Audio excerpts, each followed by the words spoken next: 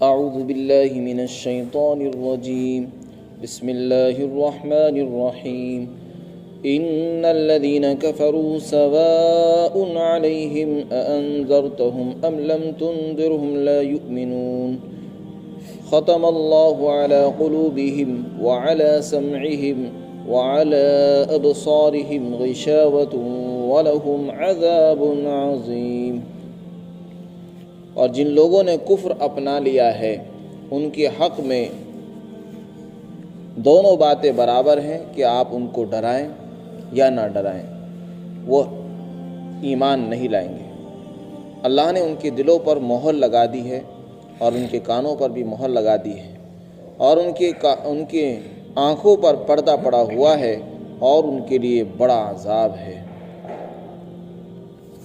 اس سے پہلی آیات میں اللہ نے چشمہ ہدایت کو بیان فرمایا تھا، یعنی قرآن کریم ہدایت کا سرچشمہ ہے۔ اگر کوئی آدمی ہدایت حاصل کرنا چاہتا ہے تو قرآن ہے، اس کو چاہیے کہ قرآن کو پڑھے سیکھے، اس سے ہدایت ملے گی، اس کے علاوہ ہدایت کا کوئی راستہ نہیں۔ پھر ان لوگوں کا بیان کیا جو لوگ ہدایت پر ہیں،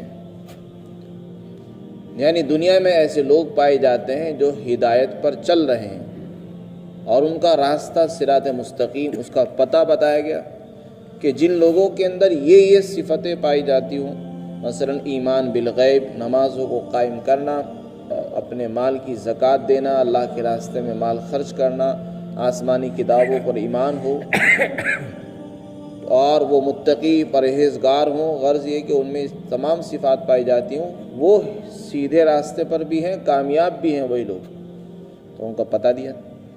اگر کوئی آدمی ہدایت حاصل کرنا چاہتا ہے اس کو چاہیے کہ قرآن پڑھے، قرآن پڑھا ہوا نہیں تو اس کو چاہیے ایسے لوگوں کی تلاش میں رہے جن کے اندر یہ صفتیں پائی جاتی ہیں، ان کو تلاش کر کے ان کے ساتھ اپنے آپ کو رکھے، ان کے ساتھ رہنے سے انشاءاللہ اس میں بھی وہی صفات آ جائیں گی۔ اس لیے کہ تجربہ اس بات کا گواہ ہے کہ آدمی جیسے لوگوں کے ساتھ رہتا ہے ان کی صفات کو، ان کی عادتوں کو اپنے اندر قبول کرتا ہے۔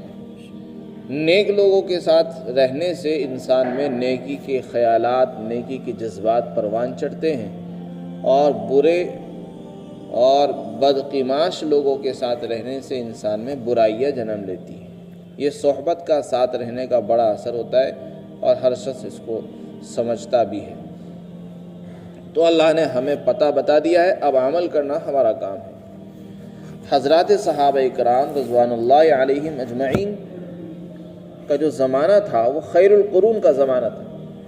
حضور صلی اللہ علیہ وسلم کا وجود خود ایک بڑی خیر تھی، نعمت تھی۔ صحابہ کرام جب چاہتے حضور کے پاس چلے جاتے، صحبت میں بیٹھتے تھے، مجلس میں بیٹھتے، آپ کی باتیں سنتے تھے تو ان کو راستہ ملتا رہتا تھا۔ کوئی غلطی ہوتی فوراً حضور اس کی اصلاح فرما دیا کرتے تھے۔ اب یہ باتیں ختم ہوتی جا رہی ہے، نہ تو ہدایت پر چلنے کا شوق ہے، نہ ہدایت کی ہم دعا کرتے، نہ ہدایت والوں کو ہم تلاش کرنا چاہتے ہیں، تو بھلا پھر ہدایت ملے گی کیسے؟ اللہ نے قرآن میں اللہ کے رسول صلی اللہ علیہ وسلم نے فرمایا العلماء ورثۃ الانبیاء، انبیاء تو اب نہیں آ سکتے۔ آخری پیغمبر حضرت محمد صلی اللہ علیہ وسلم تشریف لے جا چکے ہیں، اب علماء کرام بزرگان دین ان کے وارث ہیں، یعنی میراث انبیاء علیہ السلام جو میراث چھوڑ کر گئے ہیں وہ دین کی میراث ہے، وہ اگر ہمیں سیکھنی ہے تو علماء سے ہمیں سیکھنی پڑے گی۔ افسوس اس بات کا ہے کہ آج کی اس مادی دنیا میں، مادی دور کے اندر لوگوں کے ذہنوں کی ایسی پرورش کی گئی ہے کہ ان کو علماء سے کاٹ دیا جا رہا ہے، اور قرآن اس کا پتہ دے رہا ہے کہ ہدایت والے لوگ یہ ہیں جن کے اندر یہ باتیں پائی جاتی ہیں۔ تو جب امت کا طبقہ اپنے علماء سے بدگمان اور بدظن ہوگا تو بھلا دین سکھانے کے لیے کون سے فرشتے آئیں گے؟ بس ہاں اتنا تو کہا جا سکتا ہے کہ انحطاط کا دور ہے، کچھ کمیاں سبھی کے اندر ہوتی ہیں، کوئی بھی انسان معصوم عن الخطا، گناہوں سے پاک تو نہیں ہے۔ حضور کا زمانہ سب سے بہترین زمانہ، اس کے بعد صحابہ کا زمانہ اس سے کم درجے کا زمانہ، پھر جیسے جیسے قیامت کی طرف کو چلتے چلے جاؤ گے گراوٹ آتی چلی جائے گی۔ غنیمت یہ ہے کہ جو مل رہا ہے لے لینا چاہیے، اور کسی بھی عالم کو یہ پرکھنا اور یہ تلاش کرنا کہ جی اس میں کوئی بھی برائی نہ ہو، ایسا تو ناممکن ہے، کیونکہ کوئی بھی فرشتہ انسان ہی ہوتا ہے، فرشتہ تو کوئی بھی نہیں مل سکتا۔ یہی بات کافروں کے اندر تھی، وہ بھی فرشتہ تلاش کرتے تھے، وہ بھی کہتے تھے کہ نبی تو فرشتہ ہونا چاہیے۔ آج کے زمانے کے لوگ بھی علماء کو فرشتہ دیکھنا چاہتے ہیں کہ وہ فرشتہ ہونے چاہیے، نہ وہ کمائیں نہ کھائیں، نہ ان میں کوئی برائی ہو، تو ایسا تو ناممکن ہے۔ قرآن نے خود کہہ دیا ہے کہ انبیاء تو انسان ہی ہوتے ہیں، علماء بھی انسان ہی ہوتے ہیں، ان کو فرشتہ سمجھنا یہ ہماری بے وقوفی ہوتی ہے۔ تو اللہ تعالیٰ فرماتے ہیں وہ لوگ ہدایت پر تھے، اس لیے اگر ہم ہدایت چاہتے ہیں تو قرآن پڑھیں، ایسے لوگوں کو تلاش کر کر کے ان کے ساتھ اپنے آپ کو جوڑیں، تو انشاءاللہ ان کے ساتھ رہنے سے کچھ تو ملے گا۔ وہ کامیاب لوگ ہیں، ہدایت پر ہیں، سیدھے راستے پر ہیں، ورنہ ہم روزانہ دعا کریں گے ہدایت کی اور اس کے اسباب کو مہیا نہیں کریں گے تو کیسے وہ حاصل ہوگی۔ آگے 20 آیتوں کے آگے 15 آیتوں میں اللہ تعالیٰ نے ایک دوسری جماعت کا پتہ دیا ہے جو گمراہ ہیں، یا تو گمراہ ہو چکے ہیں یا غلو کی وجہ سے وہ گمراہی کا شکار ہیں، افراد و تفرید کے شکار ہیں۔ سورہ فاتحہ کے اندر غیر المغضوب علیہم ولا الضالین کے ذریعے جن سے پناہ مانگی گئی ہے ان کا پتہ دیا ہے۔ غرض یہ کہ دنیا میں دو طرح کی تقسیم اللہ نے بیان فرمائی، ایک تو ہدایت والے لوگ ہیں اور دوسرے گمراہ لوگ ہیں۔ ہدایت والوں کو پتہ پہلے دے دیا گیا، جس کو ہدایت چاہیے تو ان کو تلاش کرے، اور اگر کوئی اپنے آپ کو گمراہی سے بچانا چاہتا تو ایسے لوگوں سے بھی بچانا ہوگا جن کے اندر یہ باتیں پائی جاتی ہیں جو آگے آ رہی ہیں۔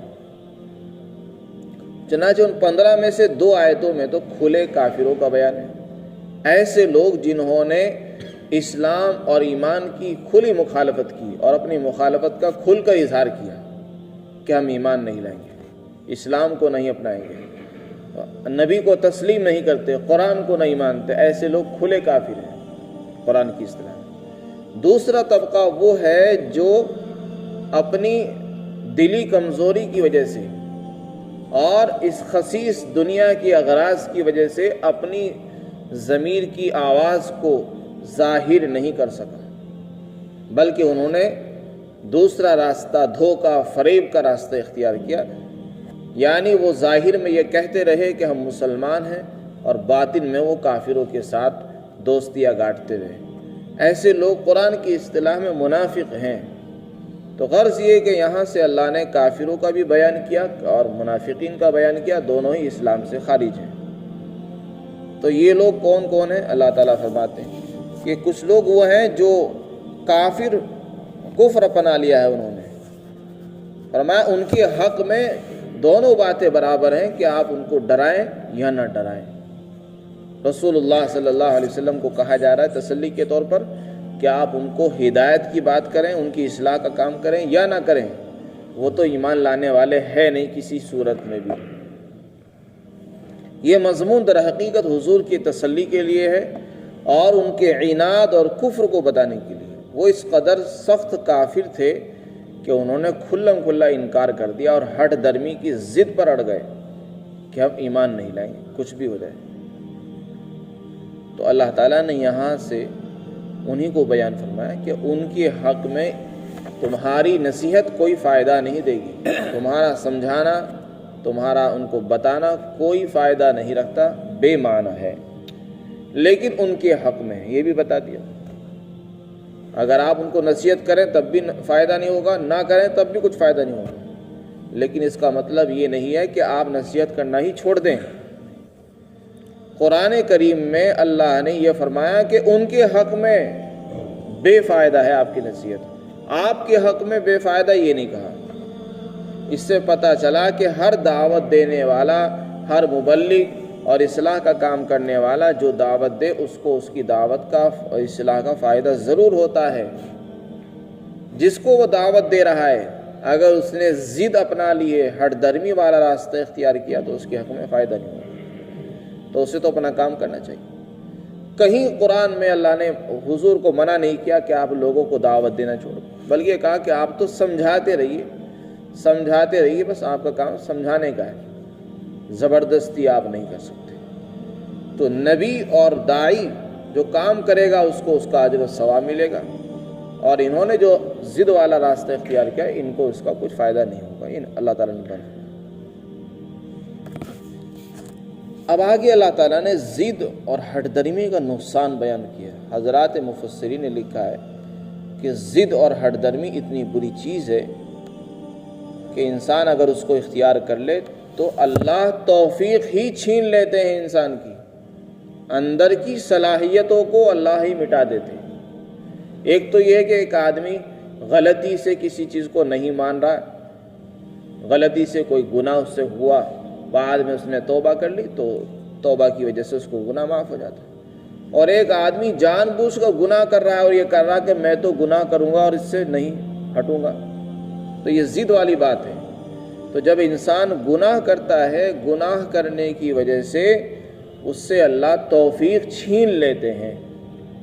اللہ نے ہر انسان کے دل میں صلاحیت رکھی حق بات کو ماننے کی، حق بات سننے کی، حق بات کو دیکھنے کی، سمجھنے کی صلاحیت ہر انسان میں رکھی، لیکن جب انسان ضد پر آ جائے تو ضد پر آنے کی وجہ سے صلاحیت اللہ ہی مٹا دیتے ہیں، مہر لگا دیتے ہیں دل پر، اور مہر لگنے کی وجہ سے پھر اس کا دل ایسا ہو جاتا ہے نہ تو اس کو برائی لگتی ہے، نہ کوئی اس کو نیکی نظر آتی، برائی کی برائی اس کے دل سے نکل جاتی ہے، گناہ کی نحوست، گناہوں کی نفرت دلوں سے نکل جاتی ہے، بلکہ گناہ اس کو اچھے لگتے ہیں اور نیک کام اس کو برے لگتے ہیں، الٹا معاملہ ہو جاتا ہے اس کو۔ حدیث شریف میں آتا ہے، حضرت ابو ہریرہ رضی اللہ تعالیٰ عنہ کی روایت ہے، امام ترمذی نے نقل کی کہ آپ صلی اللہ علیہ وسلم نے ارشاد فرمایا کہ جب بندہ کوئی گناہ کرتا ہے تو اس کے دل میں ایک کالا نقطہ لگا دیا جاتا ہے، پھر اگر وہ اس گناہ کو چھوڑ دے اور توبہ استغفار کرے تو اللہ اس گناہ کو، اس نقطے کو مٹا دیتے ہیں۔ یعنی دل جو انسان کا ہے وہ تو بالکل شیشے کی طرح، آئینے کی طرح ہوتا ہے، اگر گناہ کیا تو ایک کالا نقطہ، ایک دھبا لگ گیا اس پہ، جیسے آئینے پر دھبا لگ جاتا ہے تو کوئی چیز صاف نظر نہیں آتی، اسی طرح اس پہ ایک دھبا لگ جاتا ہے۔ اگر گناہ سے توبہ کر لی وہ مٹ گیا، اور اگر اس نے توبہ نہیں کی بلکہ دوبارہ سے کوئی گناہ کیا تو اللہ کے رسول فرماتے ہیں دوبارہ سے وہ نقطہ لگا دیا جاتا ہے، ایک دوسرا نقطہ۔ اسی طرح اگر وہ گناہ کرتا رہتا ہے تو نقطے برابر اس کے دل پر لگتے چلے جاتے ہیں، یہاں تک کہ ایک وقت آتا ہے کہ اس کا پورا دل کالا ہو جاتا ہے۔ اسی کو قرآن میں فرمایا کہ یہ کلا بل ران علی قلوبہم ما کانوا یکسبون، ان کی بدعمالیوں کی وجہ سے ان کے دلوں پر زنگ لگ گیا ہے۔ تو جب انتہائی سیاہ ہو جاتا ہے انسان کا دل تو پھر صلاحیت ختم ہو جاتی ہے ماننے کی۔ آپ اس کو قرآن سنائیں گے اس کو کچھ نہیں پتہ چلے گا، قرآن کو نہیں مانے گا، وہ حدیث کو نہیں مانتا۔ اس کو کہتے ہیں صلاحیتوں کو ختم کر دینا، سلب ہو جاتی ہے توفیق۔ اللہ نے اس کو بیان کیا کہ اللہ ان کے دلوں پر مہر لگا دیتے ہیں، کانوں پر مہر لگ گئی، یعنی حق بات سننا چاہے گا سمجھ میں نہیں آئے گی، سننے کو دل نہیں کرے گا، سمجھنے کو دل نہیں کرے گا، اور آنکھوں پر پردہ ڈل جاتا ہے۔ یہ کان اور آنکھیں اور دل ایسے ہو جاتے ہیں جیسے کہ ہے ہی نہیں، ان کا ہونا نہ ہونا برابر ہے۔